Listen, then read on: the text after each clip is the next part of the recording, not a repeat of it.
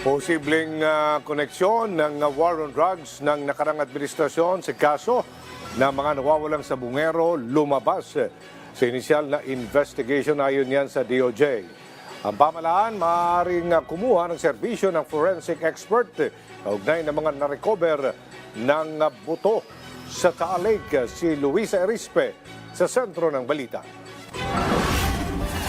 Habang patuloy ang paghahanap sa mga labi ng mga nawawalang sabungero sa Taal Lake, ang mga nakuhang buto ng Philippine Coast Guard na nasa sako nitong mga nagdaang araw, isinailalim na sa forensic exam. Ayon sa Department of Justice, ang DNA testing ang solusyon upang matukoy kung may kinalaman ba talaga sa kaso ang mga nakuhang buto sa lawa. Yung identification, yung DNA methodology, lahat yan, we're moving to make sure that scientific means to ascertain the identity of these remains that we may uncover in Taal Lake. Bukod naman sa pagsasagawa ng eksaminasyon ng Philippine National Police, posible ring humingi ng tulong ang pamahalaan sa forensic experts. Hinggil naman sa mga nakabinbing kaso sa DOJ, sa inisyal na investigasyon, lumalabas na posibleng may koneksyon ang kaso ng missing sabungeros sa extrajudicial killings noong drug war ng Administrasyong Duterte.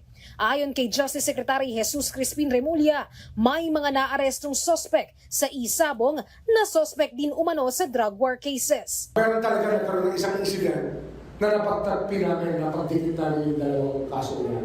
Posible naman anya ang mga sospek na ito, parehas na pumapatay ng mga biktima sa isabong, gayon din sa drug war. I think that the death squads might intersect the contractual killings, may intersect somehow with the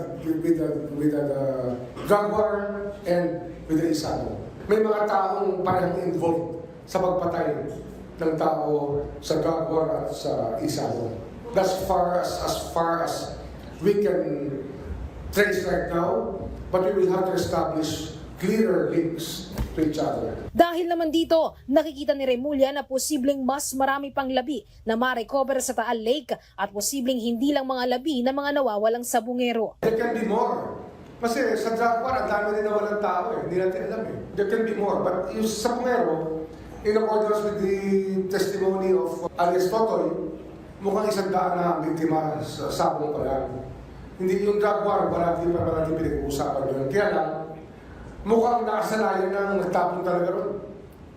It has already become a place to dispose of human remains. Samantala, marami naman anya ang nagsasabing katakataka na agaran umanong may nakitang buto sa Taal Lake. Git ni Remulla, may ilan talagang nais haluan ng politika ang ginagawa nilang investigasyon. This country is full of politics and troll farms that they always want to spoil whatever good things that we can do as a country.